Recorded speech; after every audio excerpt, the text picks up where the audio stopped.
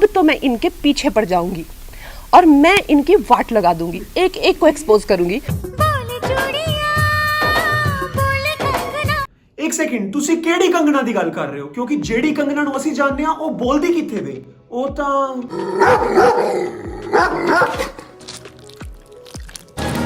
ਕੰਗਨਾ ਜੀ ਚਲੋ ਮੰਨ ਲੈਂਦੇ ਆ ਕਿ ਪ੍ਰੋਟੈਸਟ ਵਿੱਚ ਬੀਬੀਆਂ ਨਾ 100-100 ਰੁਪਏ ਚਾਹੀਆਂ ਸਨ, ਪਰ ਤੁਸੀਂ ਮੈਨੂੰ ਇਹ ਦੱਸੋ ਕਿ ਤੁਹਾਨੂੰ ਟਵਿੱਟਰ ਤੇ ਇੰਨਾ ਜ਼ਹਿਰ ਘੋਲਣ ਲਈ ਕਿੰਨੇ ਪੈਸੇ ਮਿਲ ਰਹੇ ਆ? 1 ਕਰੋੜ ਜਾਂ 5 ਕਰੋੜ, ਜਾਂ ਤੁਹਾਨੂੰ ਕਿਸੇ ਹੋਰ ਤਰੀਕੇ ਖਰੀਦਿਆ ਗਿਆ ਹੈ? ये जो पब्लिक है ये सब जानती है, पब्लिक है। ਸਾਲ 2014 ਵਿੱਚ ਨਵੀਂ ਸਰਕਾਰ ਦੇ ਬਣਨ ਤੋਂ ਪਹਿਲਾਂ ਨਾ ਕੰਗਨਾ ਰਣੌਤ ਨੂੰ ਬਸ ਇੱਕ ਨੈਸ਼ਨਲ ਅਵਾਰਡ ਮਿਲਿਆ ਸੀ, ਉਹ ਵੀ ਬੈਸਟ ਸਪੋਰਟਿੰਗ ਐਕਟਰ ਯਾਨੀ ਕਿ ਸਹਿ ਕਲਾਕਾਰ ਦਾ। ਪਰ ਸਾਲ 2014 ਵਿੱਚ ਨਵੀਂ ਸਰਕਾਰ ਦੇ ਆਉਂਦਿਆਂ ਹੀ ਕੰਗਨਾ ਰਣੌਤ ਤੇ ਅਵਾਰਡਸ ਦਾ ਮੀਂਹ ਪੈਣ ਲੱਗ ਗਿਆ। ਸਾਲ 2015 ਚ ਵੀ ਅਵਾਰਡ, 2016 ਚ ਵੀ ਅਵਾਰਡ, ਤੇ ਜੇ ਉਹਦੀ ਕੋਈ ਫਿਲਮ ਨਾ ਚੱਲੇ ਨਾ ਤਾਂ ਉਹਨੂੰ ਚੱਕ ਕੇ ਪਦਮ ਸ਼੍ਰੀ ਦੇ ਦਿੰਦੇ ਨੇ। ਗੌਰ ਕਰਨ ਵਾਲੀ ਗੱਲ ਹੈ ਕਿ ਬਾਲੀਵੁੱਡ ਵਿੱਚ ਨਾ ਕੰਗਨਾ ਰਣੌਤ ਤੋਂ ਵੱਡੀਆਂ ਹੀਰੋਇਨਾਂ ਨੇ, ਜਿਵੇਂ ਕਿ ਰਾਣੀ ਮੁਖਰਜੀ, ਕਰੀਨਾ ਕਪੂਰ, ਜਿਨ੍ਹਾਂ ਨੂੰ 20 ਸਾਲ ਹੋ ਗਏ ਨੇ ਕੰਮ ਕਰਦਿਆਂ ਨੂੰ, ਦਰਜਨਾਂ ਹਿੱਟ ਫਿਲਮਾਂ ਦਿੱਤੀਆਂ ਨੇ, ਪਰ ਹਜੇ ਤੱਕ ਪਦਮ ਸ਼੍ਰੀ ਨਹੀਂ ਮਿਲਿਆ। ਪਰ ਫਿਰ ਕੰਗਨਾ ਰਣੌਤ ਤਾਂ ਖਾਸ ਹੋਈ ਨਾ, ਉਹਨੂੰ ਤਾਂ ਦੇਣਾ ਹੀ ਸੀ, ਨਾਲੇ ਉਹ ਵੀ ਤੇ ਕਿੰਨਾ ਕਰਦੀ ਹੈ ਅਗਲਿਆਂ ਦਾ। Like I told you before that I am a big Modi fan. I think he is the most deserving candidate. वो ऐसा नहीं है कि अपने मम्मी पापा की वजह से इस मुकाम पे पहुंचे हैं, वो बहुत ही संघर्ष करके। जितना अनफेयरली आपको ट्रीट किया जाता है, शायद ही किसी को इतनी गंदी बातें कही जाती है और इतना अपमान किया जाता है, खासकर किसी प्रधानमंत्री को तो शायद ही कोई इतने अभद्र शब्द और इतनी गलत बातें बोलता होगा।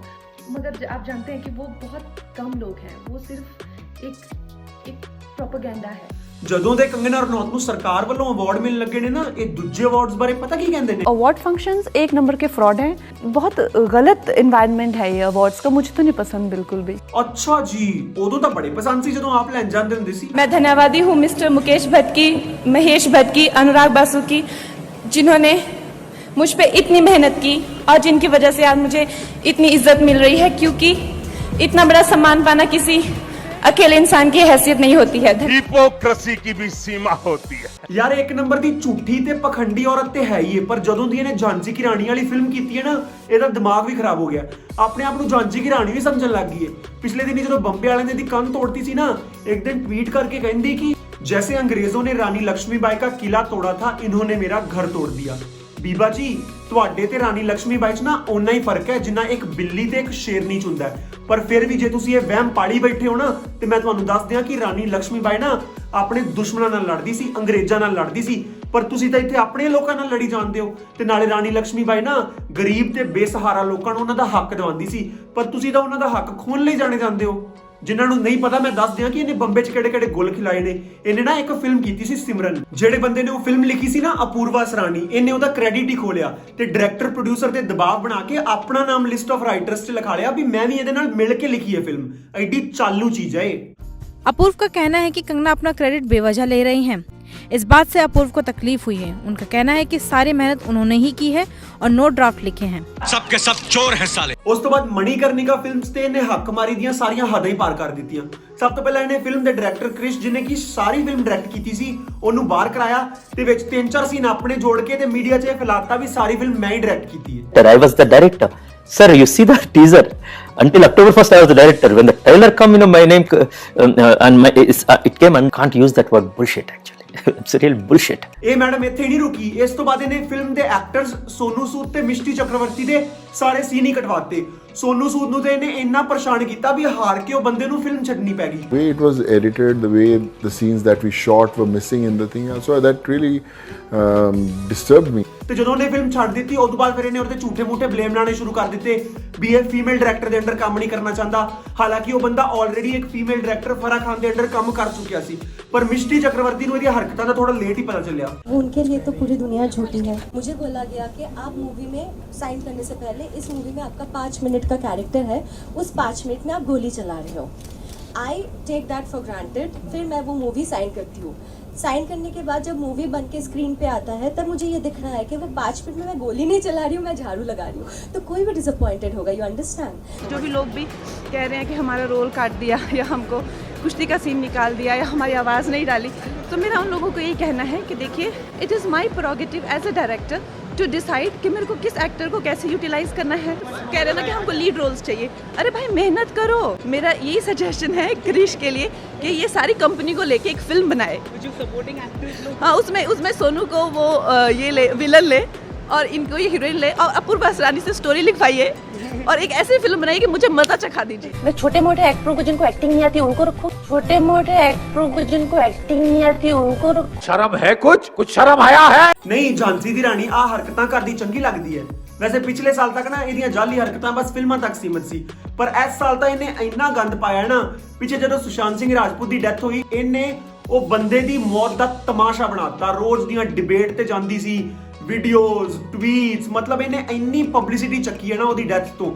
ਨੌਬਤ ਇੱਥੋਂ ਤੱਕ ਆ ਗਈ ਵੀ ਬੰਦੇ ਦੇ ਵਕੀਲ ਨੂੰ ਪਬਲਿਕਲੀ ਆ ਕੇ ਇਹ ਕਹਿਣਾ ਪਿਆ ਵੀ कंगना ਦਾ सुशांत ਦੇ केस ਨਾਲ कोई लेना देना नहीं हैगा, वो अपनी पब्लिसिटी कर रही है। हाल ही में एक इंटरव्यू में सुशांत की फैमिली के वकील विकास सिंह ने कहा था कि सुशांत सिंह राजपूत केस में कंगना रनौत के बयान महत्वपूर्ण नहीं है, क्योंकि वो अपने एजेंडे को आगे बढ़ाने की कोशिश कर रही हैं और उन लोगों पर हमला बोल रही हैं जिनके साथ वो अपने स्कोर सेटल करना चाहती हैं। विकास ने ये भी कहा कि सुशांत के परिवार की एफआईआर और कंगना के दावों का कोई लेना देना नहीं है। पर इन्नी बिस्ती ਦਾ ਵੀ ਮੈਡਮ ਤੇ ਕੋਈ ਅਸਰ ਨਹੀਂ ਹੋਇਆ। ਫਿਰ ਪਹੁੰਚ ਗਈ ਅਰਨਬ ਗੋਸਵਾਮੀ ਦੇ ਸ਼ੋਅ ਤੇ ਉੱਥੇ ਜਾ ਕੇ ਕਹਿੰਦੀ ਵੀ ਜੇ ਸੁਸ਼ਾਂਤ ਸਿੰਘ ਰਾਜਪੂਤ ਦਾ ਮਰਡਰ ਨਾ ਪ੍ਰੂਵ ਹੋਇਆ ਨਾ ਤਾਂ ਮੈਂ ਸਰਕਾਰ ਵੱਲੋਂ ਦਿੱਤਾ ਗਿਆ ਆਪਣਾ ਪਦਮ ਸ਼੍ਰੀ ਅਵਾਰਡ ਵਾਪਸ ਕਰ ਦਾਂਗੀ। कंगना रनौत ने उठाया बड़ा कदम, कहा लौटा दूंगी पद्मश्री अगर उनके किए गए दावे बेबुनियाद निकले। ਉਦੋਂ ਬਾਅਦ ਜਦੋਂ ਏਮਸ ਦੇ ਡਾਕਟਰ ਨੇ ਡਿਕਲੇਅਰ ਕਰਤਾ ਵੀ ਹਾਂ ਬੰਦੇ ਨੇ ਸੁਸਾਈਡ ਹੀ ਕੀਤੀ ਸੀ, ਮਰਡਰ ਨਹੀਂ ਹੋਇਆ ਹੈਗਾ, ਅੱਜ ਕਰਦੀ ਪਈ ਆ ਪਦਮ ਸ਼੍ਰੀ ਵਾਪਸ।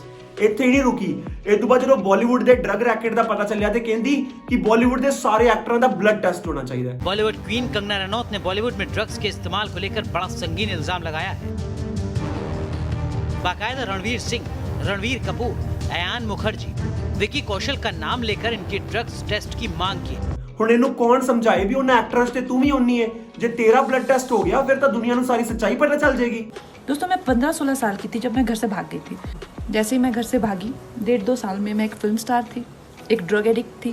उसके बाद जैसे दोस्त कोई आ गए, 2-3 सिगरेट पी रहे हैं तो एक सिगरेट ले लेना, फिर धीरे धीरे अपना पैकेट रखना शुरू कर दिया, फिर धीरे धीरे 10 से 12 सिगरेट। ਜਿਹੜਾ ਜ਼ਹਿਰ ਅੱਜਕੱਲ ਇਹ ਖੁਦ ਫਲਾਉਂਦੀ ਹੈ ਨਾ ਟਵਿੱਟਰ ਤੇ, ਇੱਕ ਟਾਈਮ ਤੇ ਇਹ ਜ਼ਹਿਰ ਦੀ ਭੈਣ ਰੰਗੋਲੀ ਫਲਾਉਂਦੀ ਹੁੰਦੀ ਸੀ। ਟਵਿੱਟਰ ਵਾਲਿਆਂ ਨੂੰ ਪਤਾ ਚੱਲ ਗਿਆ, ਉਹਨਾਂ ਨੇ ਇਹਦੀ ਭੈਣ ਦਾ ਅਕਾਊਂਟ ਹੀ ਸਸਪੈਂਡ ਕਰਤਾ। ਪਰ ਮੈਡਮ ਨੂੰ ਇਹ ਗੱਲ ਜਮਾ ਬਰਦਾਸ਼ਤ ਨਹੀਂ ਹੋਈ ਵੀ ਆਪਣੇ ਮਾਲਕਾਂ ਨੂੰ ਆਰਡਰ ਹੀ ਕਰਨ ਲੱਗ ਗਈ ਵੀ ਇੰਡੀਆ 'ਚ ਟਵਿੱਟਰ ਹੀ ਬੰਦ ਕਰਾ ਦਿਓ। मैं केंद्र सरकार से अपील करना चाहती हूँ कि जो ट्विटर जैसे सोशल मीडिया प्लेटफॉर्म्स हैं जो कि यहाँ का ही खाके करोड़ों अरबों में पैसा कमा के हमारी ही जो है कश्ती में छेद डाल रहे हैं, यहाँ आप प्रधानमंत्री जी को गृह मंत्री जी को आतंकवादी कह सकते हैं। आरएसएस जो कि राष्ट्र स्वयं सेवा संघ है, जो कि दिन रात लोगों की सेवा में लगा, उनको आतंकवादी कह सकते हैं, मगर आप आतंकवादियों को आतंकवादी नहीं कह सकते।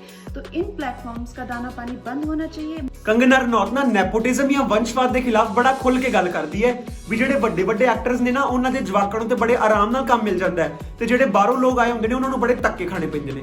आपने कह दिया कि ये 4-5 खानदान है जो फिल्म इंडस्ट्री चलाते हैं, तो ये तो बात सच है। ये कहना कि वो बेहतर हैं हमसे, ये बहुत गलत है। Completely intolerant to outsiders and flag bearer of nepotism. ਪਰ ਜਦੋਂ ਉਸੇ ਨੈਪੋਟਿਜ਼ਮ ਵੰਸ਼ਵਾਦ ਜਾਂ ਕੋਟੇ ਦਾ ਫਾਇਦਾ ਆਪ ਚੱਕਣਾ ਹੋਏ ਨਾ ਤੇ ਮੈਡਮ ਨੂੰ ਕੋਈ ਪ੍ਰੋਬਲਮ ਨਹੀਂ ਹੁੰਦੀ। My mother is a teacher and my grandfather is an IAS officer. When I was giving my PMT test for pre-medical entrance test, so I had a particular quota for me, you know.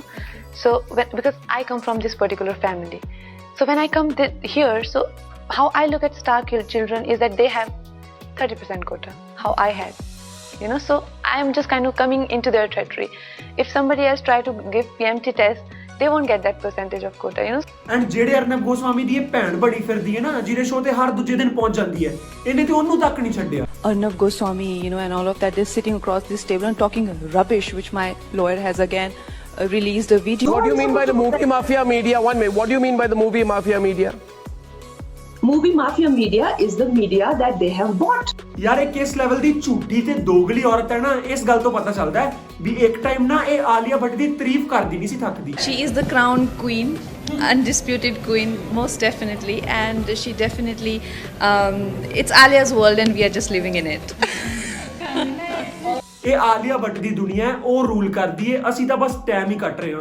ਯਾਰ ਇੰਨੀ ਤਾਰੀਫ ਨਾ ਕੋਈ ਆਪਣੀ ਸੱਕੀ ਭੈਣ ਦੀ ਨਾ ਕਰੇ ਜਿੰਨੀ ਇਹ ਆਲੀਆ ਭੱਟ ਦੀ ਕਰ ਰਹੀ ਸੀ। ਪਰ ਇਹੋ ਜਿਹਾ ਕੀ ਹੋ ਗਿਆ 1 ਸਾਲ ਵਿੱਚ ਜਿਹੜਾ ਅੱਜ ਇਹਨੂੰ ਉਹੀ ਆਲੀਆ भट्ट ਭੈੜੀ ਲੱਗਣ ਲੱਗ गई। जिसको एक्टिंग हंसना रोने के सिवाय आती नहीं है, आलिया भट्ट, उसकी हिम्मत है, मतलब इसको देखो, चिल्लर को, मतलब तू महेश भट्ट की बेटी है तो तू मतलब सबको काटेगी क्या? ਆਲੀਆ ਭੱਟ ਛੱਡੋ, ਇਹਨੇ ਤਾਂ ਕੋਈ ਬੰਦਾ ਹੀ ਨਹੀਂ ਛੱਡਿਆ ਜਿੰਨਾ ਲੜਾਈ ਨਾ ਲਈ ਹੋਵੇ।